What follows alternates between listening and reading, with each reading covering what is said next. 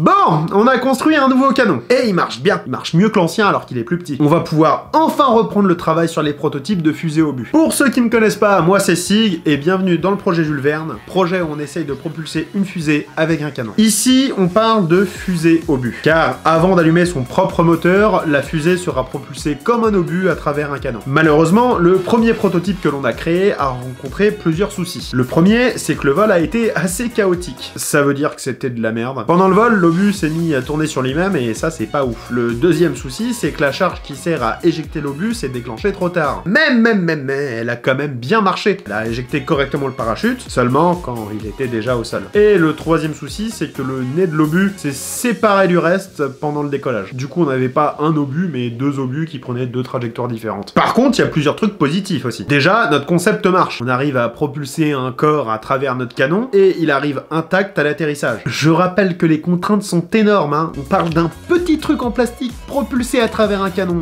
Moi, je pensais qu'il allait se briser en 1000 morceaux au décollage. En point positif, bah aussi, on a notre charge qui arrive à bien éjecter le parachute et sans faire exploser de l'intérieur l'obus. Pour une fois qu'on fait pas péter des trucs, c'est plutôt cool. Alors déjà, ça me fait super plaisir parce que vous avez été nombreux à participer pour essayer de corriger les problèmes de l'obus. Vous avez donné plein d'idées et on va voir tout ça ensemble. La première idée qui est revenue assez souvent, c'est de rajouter des ailerons. Alors sur une fusée, quand on parle d'ailerons, on parle d'empennage. Seulement nous, on a une grosse contrainte. L'empennage doit réussir à rentrer dans le canon. Et si on veut que notre obus soit bien propulsé, il faut qu'il bouche intégralement le canon. Il n'y ait pas d'air qui puisse passer entre le canon et l'obus. Mais du coup, ça signifie aussi que si on met des ailerons à l'arrière, eh ben ils auront moins de prise au vent. Et ça, c'est pas ouf, parce que c'est le but premier de l'empennage. Du coup, vous avez été nombreux à parler d'ailerons déployables. Et sur le papier, c'est une super bonne idée. Il y a énormément de lance-roquettes qui utilisent ce système pour stabiliser leur vol. Seulement, moi, je préfère éviter. En fait, on n'a pas beaucoup de place dans notre canon. On n'a que 35 mm de diamètre. Et en plus de ça, on sait pas encore quel volume va prendre le moteur dans notre fusée. Je rappelle, hein, le moteur doit rester à l'arrière de la fusée, hein, c'est plutôt logique. Et il faut aussi que l'empennage soit à l'arrière de la fusée. Du coup, on peut pas mettre l'empennage dans la fusée s'il y a le moteur à cet endroit-là. Vous comprenez ?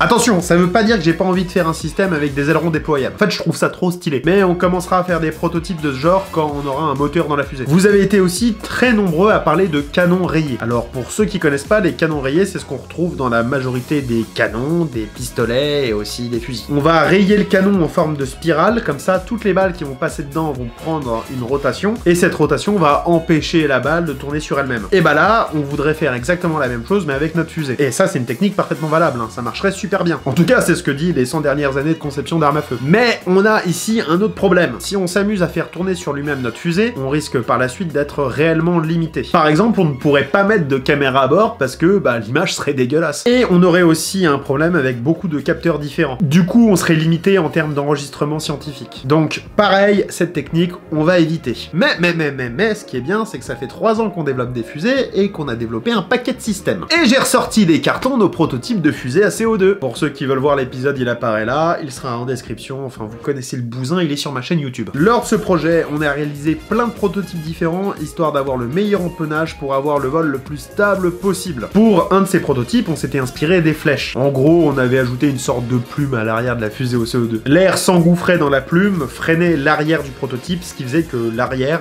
restait toujours à l'arrière. Ouais, ça c'est du discours scientifique, ça. On avait aussi essayé une autre méthode assez similaire, mais cette fois avec de la corde tressée synthétique. Du coup, on va faire un premier prototype avec ces deux techniques mixées ensemble. Et d'ailleurs, j'ai eu plusieurs commentaires qui ont parlé aussi de cette technique. Donc, bravo à vous. Le deuxième prototype qu'on va fabriquer, lui, il va utiliser une technique qui n'avait pas marché. On va rajouter une ailette à notre obus, un peu à la manière des bombes larguées par avion lors de la Seconde Guerre mondiale. Pourquoi je retente une expérience qui a foiré?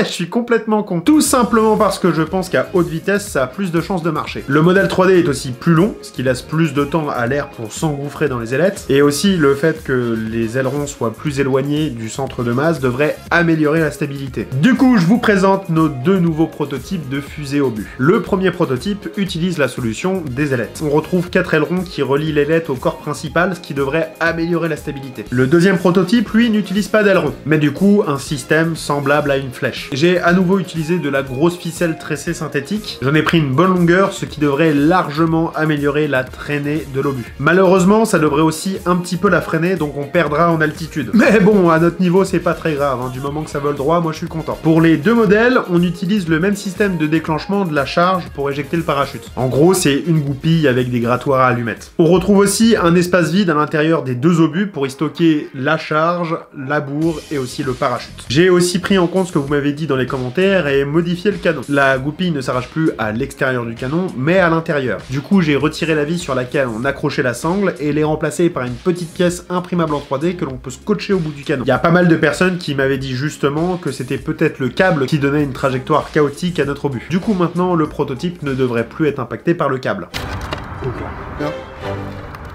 Bonjour.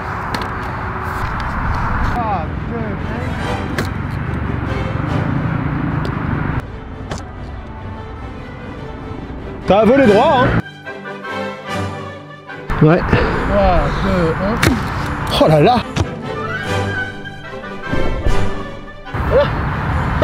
Oh. Oh, trop bien, ça a marché. Oui. Il n'a pas été éjecté suffisamment tôt, mais tout a marché. Bon, par contre, le vol est pas droit.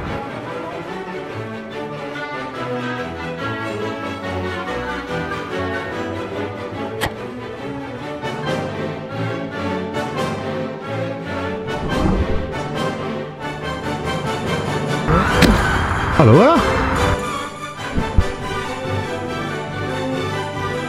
L'arrière du prototype qui s'est arraché.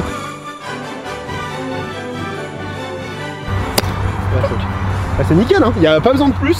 Bon, bah déjà, il y a beaucoup de choses à dire. Déjà, on remarque que le canon paraît légèrement moins puissant. Mais bon, c'est pas très grave, parce que ça nous permet de correctement voir le prototype voler. On va parler en premier du prototype à ailettes. On peut remarquer que le prototype est plutôt stable, du moment qu'il va vite. C'est bien ce que je me disais. À haute vitesse, l'air a plus de facilité à s'engouffrer dans les ailettes. Le problème, c'est à basse vitesse. Le vol perd en stabilité. Pour ce qui est du déclencheur, on a réussi à le faire fonctionner correctement une fois. Mais malheureusement, c'était un peu proche du sol, ce qui fait que le parachute n'a pas eu le temps de se déployer correctement. Alors je pense réellement à modifier ce principe de déclenchement via goupille, parce que déjà ça complexifie énormément le rechargement, et en plus de ça, ça a pas l'air d'être super fiable en fait. On a eu des échecs de mise à feu, ce qui commence à devenir gênant. Mais bon, on peut quand même noter qu'il y a beaucoup de progrès, que ça soit en stabilité, mais aussi en éjection de parachute. Pour le deuxième prototype, par contre, le vol a été nickel. La fusée a bien volé, de manière bien droite, et du premier coup. En tout cas, bien plus droit que pour les précédentes tentatives. Bon, les seuls petits soucis, c'est que une fois encore, le parachute ne s'est pas correctement éjecté, et surtout, lors du deuxième tir, l'empennage s'est arraché au décollage. Mais bon, ça à la limite, c'est pas très grave, j'ai plein d'idées pour l'accrocher plus solidement. Autre petit problème, la chaleur de l'explosion fait fondre les ficelles synthétiques, et du coup, elles finissent par s'accrocher entre elles. Alors, ça n'impacte pas négativement le vol, c'est-à-dire que la fusée vole toujours correctement, néanmoins, ça empêche d'utiliser le prototype plusieurs fois. Donc ce serait bien d'essayer de remplacer ces cordes par un truc qui est pas en synthétique ou pas sensible à la chaleur. Mais en tout cas, c'est plutôt cool. On commence à avoir des vols stables et on sait vers où aller. On va pouvoir commencer à embarquer de l'électronique et faire des choses avec. Voilà, cette vidéo est finie et j'espère qu'elle vous aura plu. Vous pouvez bien sûr vous abonner, partager et liker. Vous pouvez me suivre aussi sur Instagram et sur TikTok où je suis très actif, genre beaucoup de TikTok chaque semaine. C'était Sig, prenez soin de vous et je vous dis à plus.